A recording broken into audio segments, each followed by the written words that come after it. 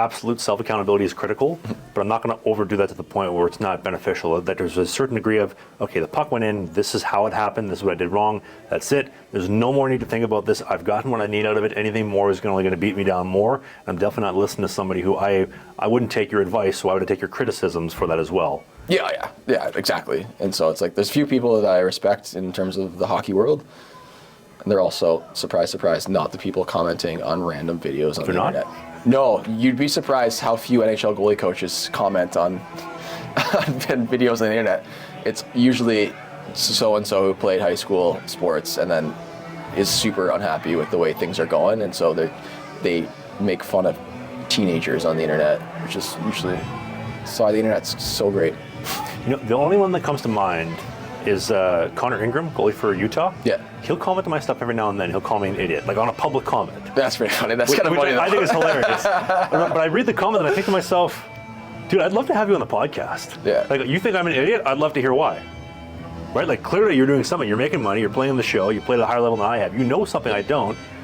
Tell me why. I'd love, but I sent him a message to come on the show. I never heard back, of course. But he still comments on stuff. Oh, that's funny. Yeah. Yeah, well. And any high-level goalie is more than welcome to come on the show, and if you want to shit on me, we can have a conversation. I'll play devil's advocate both ways. I'd love to hear what you got to say, but yeah. I think we covered just about everything. The ECHL bunks is the last thing I got for you. You want to talk a little bit about that? Which one? The ECHL bunks. The traveling setup. Oh. Like how you guys travel in the ECHL. Bus. Unless it was, some teams would fly far away. Like obviously when Newfoundland was in the league, you had to fly to Newfoundland. Bus, just beds. Usually 2 or 3 beds stacked up. Sometimes, depending on your bus, the beds were an appropriate size for someone of our stature, and sometimes they were not. The worst one I had was we had a 4 and 5 at home in Tulsa, so 4 games of 5 nights. So Wednesday, Friday, Saturday, Sunday. I played all 4. Super good for the body. Yep. Hopped on a bus, 22 hours to Charlotte. Charleston, South Carolina, and so we didn't have enough beds on the bus, but I was a starting goalie, so I got the privilege of a bed, but I was a rookie, so not a good bed. So my bed was about 4'5", and so I was in a ball for 22 hours above the coaches too. Like I wasn't even in a good spot with the boys. I was above the coaches for 22 hours. Oh, and then we had to play South Carolina on Tuesday, and then Wednesday in Atlanta, and then Greenville on the Friday, and then up to I don't know, maybe Brampton or something crazy, but that's when I got called up, and so I didn't have to finish the road trip.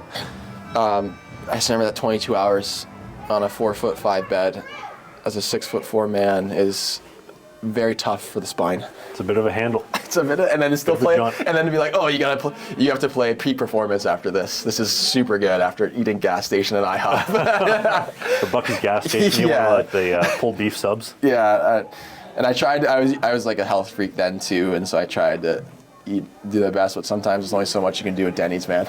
The Grand Slam only takes you so far. Oh, all you can eat pancakes though. Yeah, carb load, man. Yes, sir. You ever miss that though? A little bit. I don't miss. Well, I miss like the stories and like. This is why we play hockey, though, right? And you complain so much about it in the moment, but then you look back and laugh because it's like cool life experience. I miss going to war every day with my teammates, and like even if they're not like your best friends, you're your teammates. You're your brothers to a degree, and like you go out and you bleed, you sweat. Like I miss that, and I miss sitting in the room after a skate, like just half dressed and just shooting the shit. I miss that. Like I don't. Like here, it's a new city for me, so like I'm still like gaining friends. I don't play like beer league or men's league, so like I don't have that. I don't want to play men's league or beer league. It's not the same, but I just miss that like camaraderie and the laughing and the music and like the pump up music after a win. Guys are half naked, just giving her, having a good time, and you just have a couple of beers in the room. That's the fun part of hockey that like everyone misses at the end, and I'm no different. That's what I miss. And having the morning coffee, showing up an hour and a half, 2 hours before the skate or the post-practice shower. I don't know if you were the same type of guy. I loved getting in the shower, coming out, and then a couple of the guys, we just go and run to the diner across the street or go and have a nice bite. Yeah, I just being around the team and just like that. Also, like, you are in a bubble from real life and how everyone lives. Even if you're in the coast and you're only making $500 a week, like you're to wake up and just practice and then your day's done by 1 o'clock. Like it's not real life. Now that I'm in real life, it's not real life. And so I do miss kind of just not having that responsibility and stuff at all.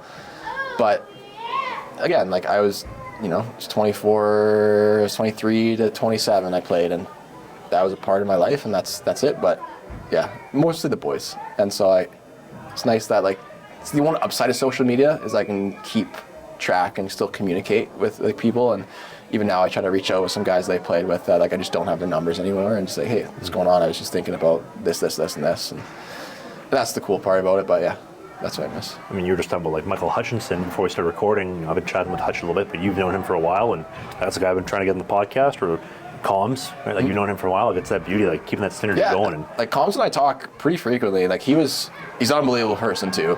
Great guy, great goalie. I'm glad that obviously the Jets are doing really well right now, and I'm glad he's playing well. But last week, Comms gave up 2 not very good RVH goals, and I get a text from him at like 11:30 at night, being like, "Yo, I'm gonna get torched. I gave up 2 RVH goals," and like it's just so funny. Like I love that I can have that and still be able to talk to some of those guys and like watch them on TV.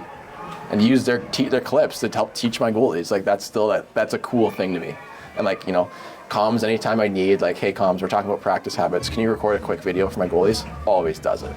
Like that's awesome. That's awesome. That kind of stuff I'm very fortunate for, that hockey has allowed me those connections. Hey, if you enjoyed this video, hit the subscribe button.